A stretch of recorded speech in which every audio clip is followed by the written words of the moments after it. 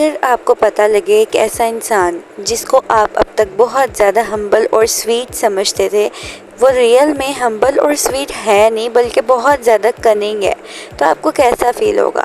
आज की वीडियो में हम बात करने वाले हैं एक ऐसे ही पर्सन के बारे में। तो इस क्लिप में देख कर आपको पता लग रहा होगा कि आज की वीडियो में हम रुनाल ठाकुर के बारे में बात करने वाले हैं। तो रुनाल की अब तक एक बहुत ही स्वीट हम्बल लिविंग गर्ल की इमेज बनी हुई थी, लेकिन रिसेंटली ही कुछ ऐसे इवेंट्स हुए हैं जिसके बाद से लोगों ने उन पर रिसर्च किया और उनका एक पैटर्न नज़र आया। स्टार्टिंग से लेकर जब से वो इंडस्ट्री में आई हैं अब तक उन्होंने काफ़ी ऐसी चीज़ें की हैं जिससे पता लग रहा है कि वो बिल्कुल भी हम्बल नहीं है, बल्कि वो काफ़ी मीन है, रूड है, एरोगेंट है। तो उनकी ये सारे इंसिडेंट्स शेयर करेंगे आज की वीडियो में, जिसमें उन्होंने काफ़ी सारी ऐसी चीज़ें की हैं। मोस्ट इम्पॉर्टेंटली वो दूसरी वुमेन को सपोर्ट नहीं करती बल्कि ख़ुद को अच्छा दिखाने के लिए दूसरों को लेट डाउन करती हैं। तो महाराष्ट्र में 1992 में बर्थ हुआ था 1 अगस्त को रुनाल का, और वो एक मिडिल क्लास फैमिली से बिलोंग करती हैं। उन्होंने मैस मीडिया की स्टडी की थी और वो गर्ल्स हॉस्टल में रहती थी ड्यूरिंग हर कॉलेज डेज। तो उन्होंने बहुत सारी ऐसी चीज़ें की हैं। उनका करियर स्टार्ट हुआ था कुमकुम भाग्य में, उन्हें बुलबुल का रोल मिला था, और उसके बाद मराठी फिल्म हेलो नंदन से उन्होंने मूवीज़ का डेब्यू कर दिया। उसके बाद उन्होंने एक और मराठी मूवी में काम किया था। बॉलीवुड में उनका डेब्यू हुआ था 2016 की मूवी लव सोनिया में। फिर इस मूवी को बहुत ज़्यादा अच्छा रिस्पांस मिला था ऑडियंस का। फिर ऋतिक रोशन के साथ 2019 में सुपर 30 मूवी की थी उन्होंने, और उसके बाद बाटला हाउस केस में भी उन्होंने जॉन अब्राहम की वाइफ के रोल को प्ले किया था। तो बैक टू बैक वो काफ़ी सारी मूवीज़ करती रही। अगर उनके करियर को देखें, फिर 2022 में उन्होंने गोस्ट स्टोरीज़ में वर्क किया था एज एरा, और उसके बाद उन्होंने तूफ़ान मूवी जो कि 2021 में आई थी उसमें वर्क किया था, और उसमें उनके ऑपोजिट फरहान अख्तर थे। फिर उसके बाद 2021 में कार्तिक आर्यन के साथ उन्होंने धमाका मूवी में वर्क किया था। फिर 2022 में उन्होंने 2 मूवीज़ की, जर्सी और सीतारामन, और सीतारामन को तो इतना ज़्यादा प्यार मिला था तेलुगु ऑडियंस का कि अब तक किसी एक्ट्रेस को तेलुगु ऑडियंस से इतना ज़्यादा प्यार नहीं मिला जितना रुनाल ठाकुर को मिल गया। और लोग उन्हें समंथा से कंपेयर करने लगे थे, जितनी ज़्यादा वो उस टाइम पॉपुलर हो गई थी सीतारामन के बाद, और उसमें उनकी एक्टिंग भी काफ़ी ज़्यादा अच्छी थी। उसके बाद भी वो 2023 में काफ़ी सारी मूवीज़ कर चुकी हैं, सीज़न कर चुकी हैं। 2024 में उन्होंने the family star reality show किया और काल्की में उनका एक छोटा सा रोल था।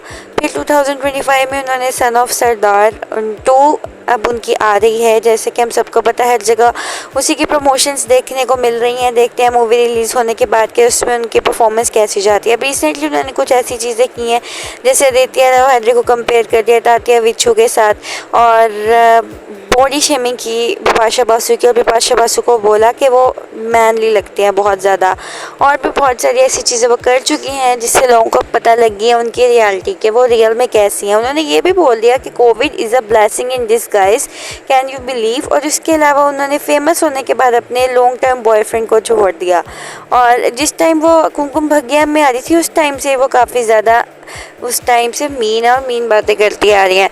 तो ये उसी टाइम की बात है जब वो कुमकुम भाग्य में वर्क करी थी, तो उन्होंने भी बिपाशा बासु को बोल दिया था कि वो बहुत ज़्यादा मैनली और मस्कुलर लगती है, क्योंकि रुनाल खुद उस टाइम पर थोड़ी स्किनी थी। और अब जबकि वो खुद थोड़ी कर्वी हो गया तो वो बॉडी पॉजिटिविटी और कर्वेशियस वुमेन को सपोर्ट करने के बारे में बात करती हैं। उन्होंने ये तक कहा था कि I am for better than Bipasha. आप देखो बुलबुल के टाइम पे जब वो बुलबुल का करेक्टर करी थी तो वो थोड़ी पतली थी, तो उस टाइम उन्होंने स्मार्ट वुमेन को अच्छा बोला और कर्वी वुमेन को मैनली बोलना स्टार्ट कर दिया। अब जबकि वो खुद कर्वी बन चुकी हैं तो वो कहती हैं कि कर्वेशियस वुमेन ही रियल वुमेन है और यही वुमेन की रियल ब्यूटी है। तो इनडायरेक्टली वो ज़ीरो फिगर वाली जो वुमेन है उनको वो करती है कि ये सही नहीं है या ये बॉडी टाइप अच्छा नहीं है, उसको बॉडी शेम करती हैं। अब नच बलिया के टाइम में वो अपने बॉयफ्रेंड के साथ आई थी, और उस टाइम पे ही ऑन स्क्रीन ही वो बहुत ज़्यादा रूड और मीन लगती थी लोगों को, और काफ़ी सारी एक्ट्रेसेस दूसरे जो पार्टिसिपेंट्स थे उनके साथ उनका क्लैश भी नज़र आता था। और अपने बॉयफ्रेंड को उन्होंने फेमस होने के बाद बिल्कुल ही छोड़ दिया था। अब ये कह सकते हैं कि ये उसकी पर्सनल चॉइस है, या हो सकता है वो करियर पे फोकस करना चाहती हो, लेकिन उसके बाद भी आप अपने लॉन्ग टाइम पार्टनर को तो ना छोड़ो, आप उसके साथ भी सब कर सकते हो। फिर उसके बाद इन्होंने एक और चीज़ की कि जो राइवल एक्ट्रेसेस ने पोस्ट की थी, यानी कि जो इनकी कंटेम्प्रेरी एक्टर एक्ट्रेसेस थे उनके खिलाफ कोई पोस्ट होती थी कि उनको लाइक कर देती थी। जैसे गहराइयाँ मूवी के बारे में एक पोस्ट थी, दीपिका पादुकोण को टोंट किया गया था छोटे कपड़ों के बारे में, तो रोनाल्ड ने उस पोस्ट को भी लाइक कर दिया था। तो गहराइयाँ के टाइम पर कुछ डिफरेंट ड्रेसिंग सेंस थी दीपिका की, तो दीपिका को यहाँ पर पॉइंट आउट किया गया था। और फिर कंगना रनावत ने दीपिका की मेंटल हेल्थ का मजाक उड़ाया था एक पोस्ट में, उसको भी रोनाल्ड ठाकुर ने लाइक कर दिया। जब फिर लोगों ने उन्हें ट्रोल किया तो उन्होंने ऐसा अपनी स्पोर्ट में बोला कि आई एडमायर दीपिका, तो आप उनके खिलाफ पोस्ट क्यों लाइक कर रहे हो? तो ये तो जेलसी हुई ना, आप कम दूसरे को सपोर्ट नहीं कर सकते तो उसको डिग्रेड तो ना करो ना। आप वो पोस्ट को लाइक कर रहे हो जिसमें उस एक्ट्रेस को डिग्रेड किया। आप यही देख लो कि वो आपसे कितनी बड़ी सुपरस्टार है, आप फिर भी ये हरकतें कर रहे हो, तो लोग आपको ट्रोल भी ना करें तो और क्या करें। फिर इनसे ट्रोलिंग भी बर्दाश्त नहीं होती। अब सबको पता है कि आउटसाइडर्स को नेपो किड्स के कंपैरिजन में ऑडियंस बहुत ज़्यादा सपोर्ट करते हैं, और फिर कुछ आउटसाइडर्स रोनाल्ड जैसे जो इस चीज़ का गलत फ़ायदा भी उठाते हैं। आई नो कि उसने बहुत ज़्यादा हार्ड वर्क किया इस पॉइंट तक पहुंचने में, लेकिन वो सपोर्ट नहीं करती दूसरी एक्ट्रेसेस को। अगर वो सपोर्ट करेगी तो उसको सक्सेस ही मिलेगी, ना कि उन्हें डिग्रेड करके पता नहीं वो खुद आगे पहुँच जाएगी। उसे ऐसा क्यों लगता है? तो ये एक पैटर्न देखने को मिला है। फिर उन्होंने ऐसे बोला Covid is a blessing in disguise, और काफ़ी लोग उस टाइम ऑक्सीजन तक के लिए तरस रहे थे, ये तो सबको याद है। तो रोनाल्ड कैसे उस सेंसिटिव टाइम के बारे में ऐसा बोल सकती है जिसमें कई सारे लोगों ने अपने प्यारों को खो दिया था। फिर उसके बाद ये अदिति राव हैदरी को जब तात्या विच्छू से कंपेयर किया जा रहा था, एक रील वायरल हो रही थी, उसको रोनाल्ड ने लाइक कर दिया था, जो कि काफ़ी गलत बात है किसी के फेस को ऐसे किसी अजीब सी चीज़ से कंपेयर करना। और फिर रोनाल्ड ने उसको लाइक कर दिया। अब लोग इस बात पर उसे ट्रोल या पॉइंट आउट ना करें तो और क्या ही करें। अब अगर बिपाशा के बारे में जब उन्होंने कुछ बोला था उस टाइम को देखें, उस टाइम अगर वो छोटी थी तो एज बढ़ने के साथ साथ कौन सा इस मामले में कोई मैच्योरिटी आई रोनाल्ड के साथ, फिर भी वो दीपिका के खिलाफ पोस्ट को लाइक करती नहीं है। अब उन्होंने आदित्य राव हैदरी को तात्या विच्छू से कंपेयर कर दिया। फिर उन्होंने कहा कि जो कर्वेशियस वुमेन है वही ओरिजिनल इंडियन वुमेन है, और यही वुमेन की ब्यूटी है। तो इनडायरेक्टली जो कर्वेशियस नहीं है उसको रोनाल्ड ने बॉडी शेम कर दिया यहाँ पर।